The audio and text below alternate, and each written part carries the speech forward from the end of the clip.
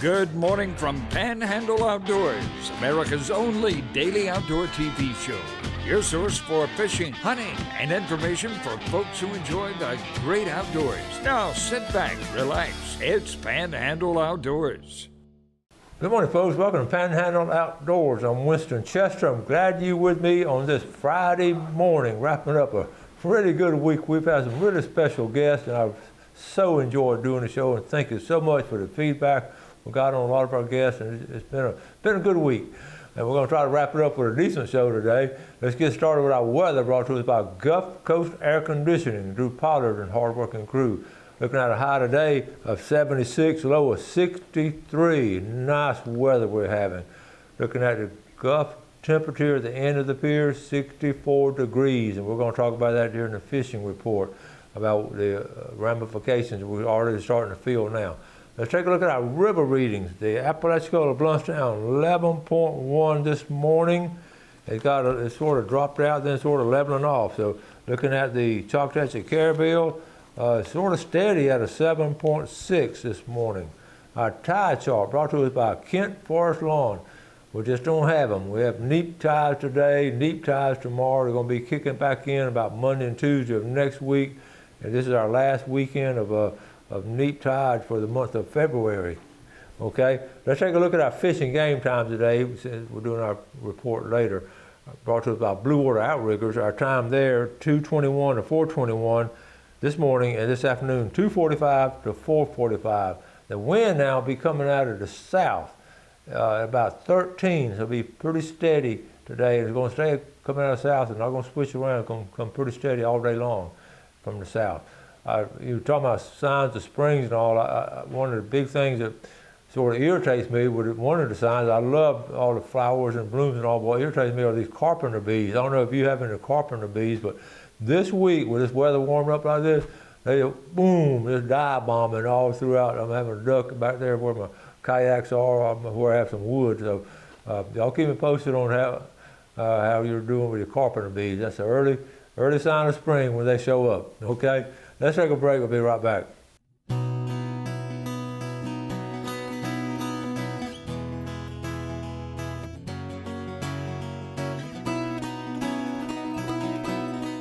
Okay, welcome back. Let's get caught up on some of our pictures. We've had so many guests and always sort of behind in pictures, so we'll get caught up with them.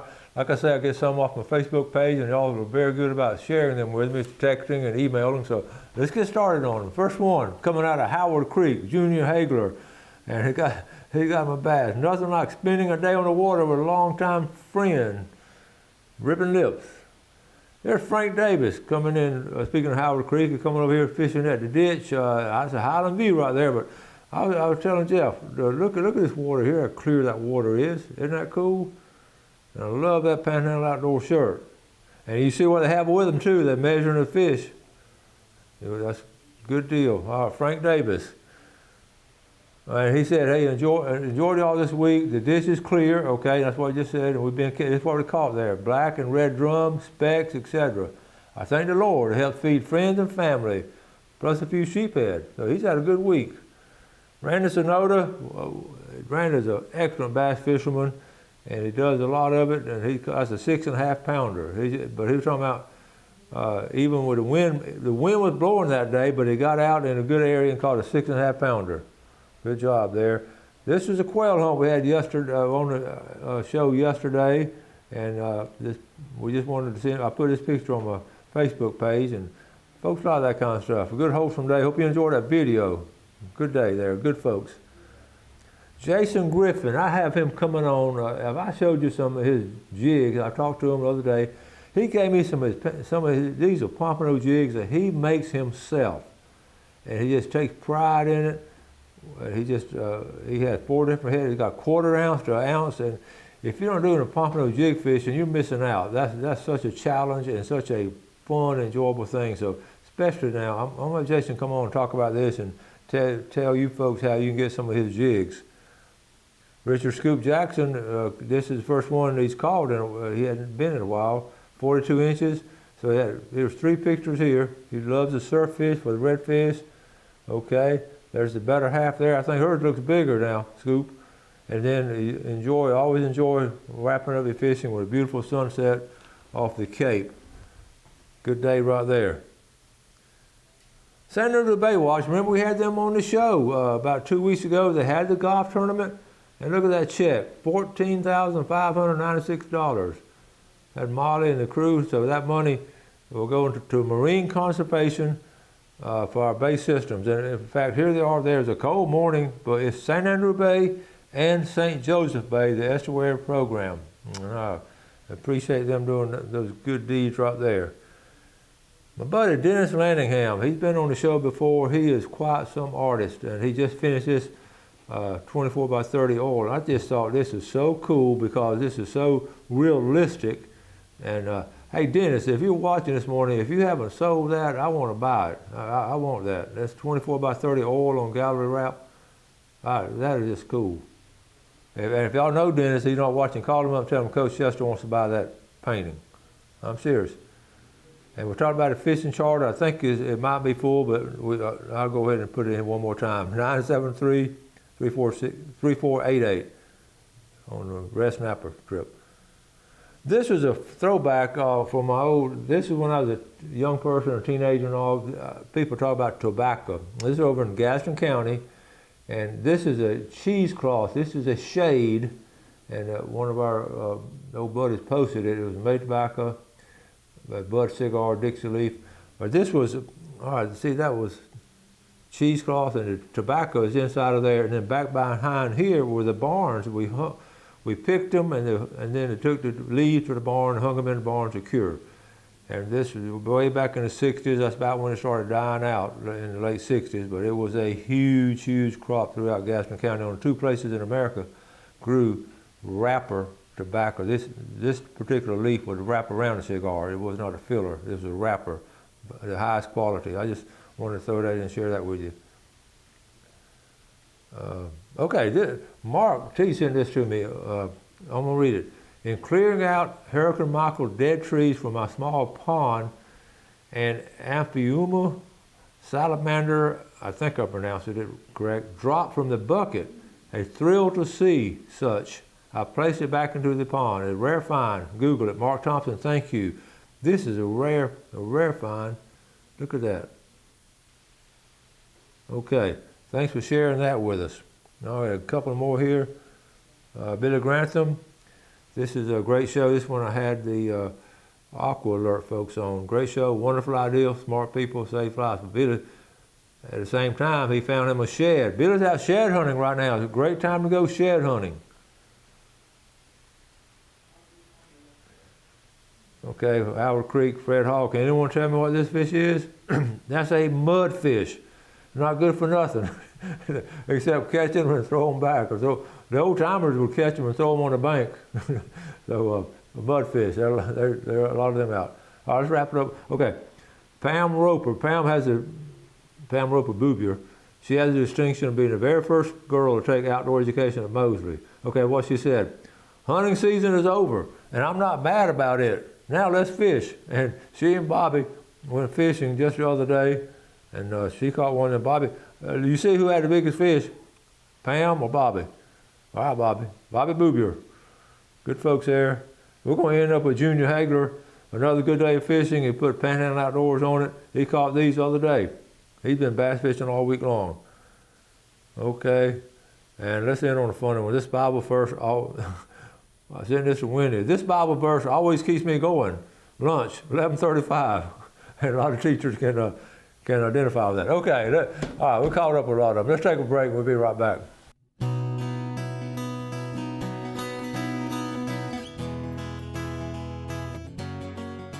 Okay, welcome back. Now don't forget, we have spring break. We're talking about school. I ended the thing with the school posting with spring break in about, 2 weeks now? 2 to 3. It's March the 10th. The Friday, March the 10th is that Friday.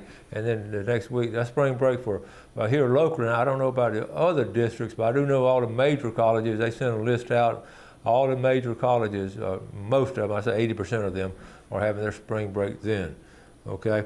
I wanted to show, speaking of school and all, last Sunday afternoon, I had a great weekend. I was quail hunting Saturday, and then went to church Sunday morning, and Sunday after lunch, after our Sunday dinner, I was invited by Mayor Pam Henderson of the Callaway Historical Society to come speak to their group.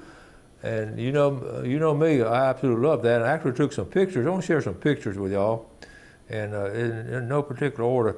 Well, I will show you. Here's the schoolhouse right here. This is the old Callaway School. Was built in 1911, and it stayed in 1936, and then they built a bigger one. But they preserved that. That's what's amazing. And here's a historical marker of it. It was built in 1911 on Beulah Avenue. It went on, there's a great history of it. Now folks, in 1911, this was Washington County, so the Washington County School Board took care of everything. It didn't become Bay County until 1913. So let me go to some of these pictures here. Let me see, we'll start, I'll just show you some. Gail took some pictures. This is inside the school. This was an exact replica. Y'all, they had the desk and the chairs, and I just want to go through them pretty quick and all. That, remember up there, the blackboard, the Callaway wanted the blackboard, different rules we had to go by. You went from blackboard to green board to whiteboard in education. So here they are, here are the folks here.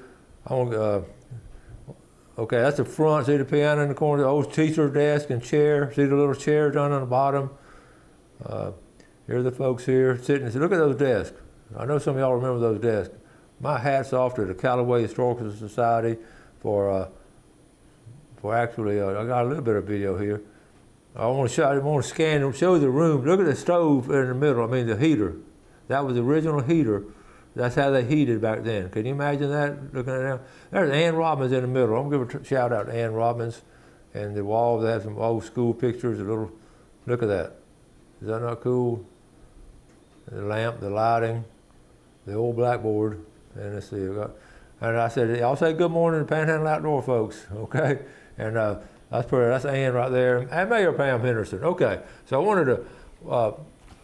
want to say something about Ann Robbins. What I wanted to say, I take great pride in being able to put 44 years in the teaching and all. I thoroughly enjoyed it. That's nothing. It pales in comparison to Ann Robbins. Ann Robinson worked at Bay County Library, and when I was doing a book, when I first met her 20-something years ago, she told me Sunday, I said, how long did you stay down there? How about 59 years. I don't know anyone that's worked at one job for 59 years. She said, I was disappointed because I wanted to do 60 years, but then COVID came, so we basically had to get out of it. And that was 59 years. And hats off to you, Ann Robbins, for all of that. Okay, I want to thank Travis Bassford on when I had Judy on this week, Judy Shink, when we were talking about the aqua alert, similar to the amber alert.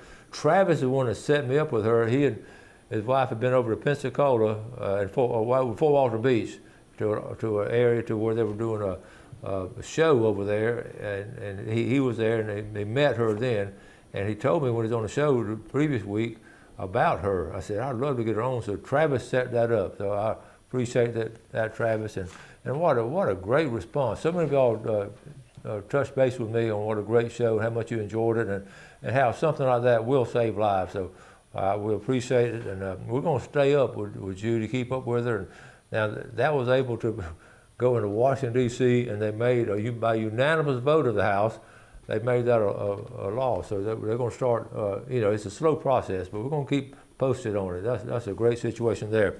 Also, I want to talk about turkey season. It's right around the corner. Let's mention that. I'll put the calendar. You got it right here. Okay, we're north of Highway 7 now. So bag limit 2 turkeys, daily bag limit. Season is 2. Shotgun profit. But here, the youth turkey hunt, folks, is only a couple of weeks away, 3 weeks away, March 11th and 12th. And the season itself will start the next weekend on March the 18th. So on the youth turkey hunt, 15 years old and younger can harvest a turkey, but you got to be supervised by an adult 18 or older. So that's the lowdown facts on turkey season coming up. And I know to wrap up this, we're going to do a drawing, but I can't reach it. We'll do it during the next segment. I did want to mention, I know y'all saw it on the news about the lady down there in South Florida walking her dog, an 85-year-old lady, and got attacked by a gator and lost her life. That's a tragedy, And what has happened over the years, we've just had people and gators just getting too close to each other. So I do want to just give be careful, especially a place like Lake Seminole, Deer Point Lake. They will come out of the water. They're not as accustomed to people walking around as much as they are in South Florida, around all those ponds and lakes in Central and South Florida.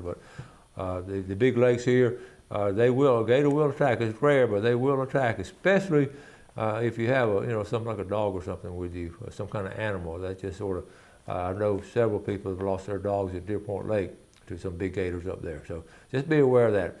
Okay, we're going to take a break, come back, we're going to do our drawing, and then our famous Friday fishing forecast. So we'll be right back.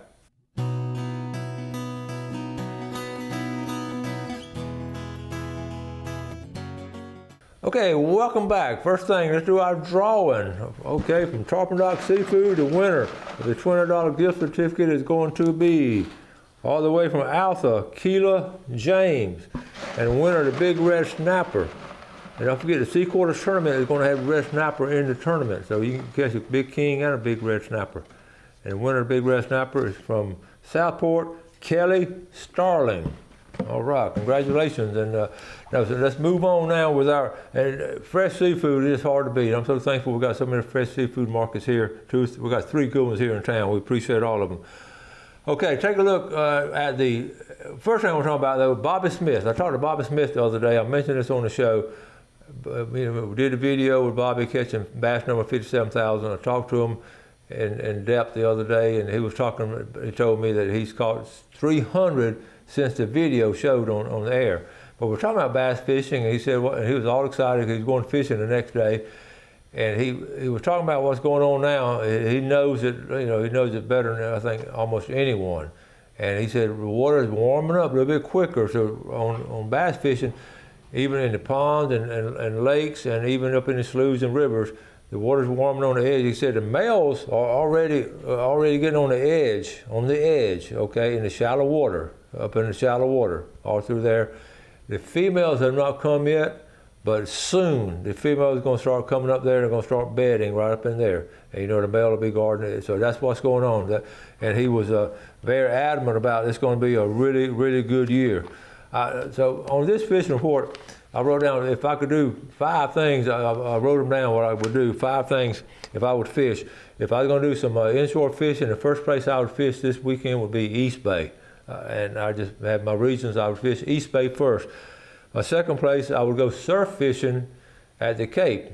Okay, that's my second choice, and reason being because of the water temperature. The third place, I wrote down, I would fish, I'll go red fishing in West Bay. And the fourth place, I would fish the ditch. Okay, the intercoastal, also around Highland View where the bridge is coming out. That's just some good fishing this time of year. So, but if I was going to freshwater fish, here's my 4 choices here. Number 1, I'd go to Howard Creek. I just love going down Howard Creek, and you saw Junior Hagler with those pictures from that area. And you go so many different. You don't fish right there in Howard Creek. You just go down the river, up the river, and just so many places to go on the big river. The second place I would go to would be the Carabel River, and the catches they've been having there. Third place I would go Holmes Creek, and the fourth place Black Creek that enters into Choctawhatchee Bay. Those are the places I've been. I enjoy. I know the fish are biting this time of year, so I was just writing that down. Okay, the big thing though that I've talked about all week, started last week talking about the water temperature at the end of the pier. It's jumped up Monday to about 63. And now it's right between 64 and 65. So what that means, you're going to start seeing some early catches of Spanish mackerel. You're going to start seeing some early catches of pompano. I'll say this coming week, I'm going to be showing you some pompano pictures.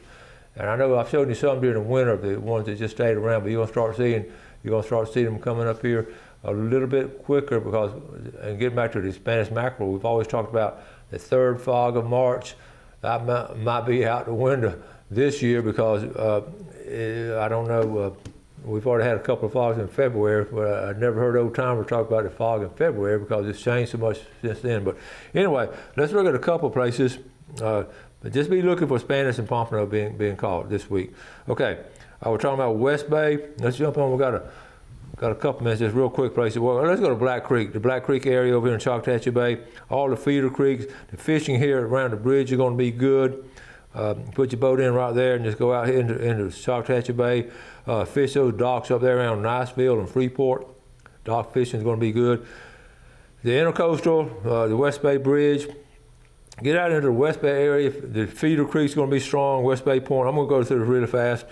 I'm going to skip the main part of St. Andrew. I'm going to get back to East Bay. Sandy Creek should be really well. These flats up in here, this is where I would go. These flats right up in here. I would go red fishing there. These schools are red. They just move around. You got to stay on the water and keep finding out where they are. And you just got to be out there. Okay, down at the St. Joe Bay, I'm going down there soon, and I'm going to find out what's going on. I know the bay fishing should be really heating up as we're getting into March. Should be really good. Again, the surf fishing, like I said, I'm going to be going there soon, right in that area right there. I don't know about the state park, if you can launch your boat there yet or not. If y'all know about it, let me know. This is an old picture because the gap is still there. Isn't that interesting? Google Earth has not updated, 4 years? Because that was 4 years ago. That's interesting. I just noticed that. Okay, and then of course, up in this area right here is always going to be good red fishing. And then down here, Carabel River. And we talked about Carabel River a lot before, and East Point.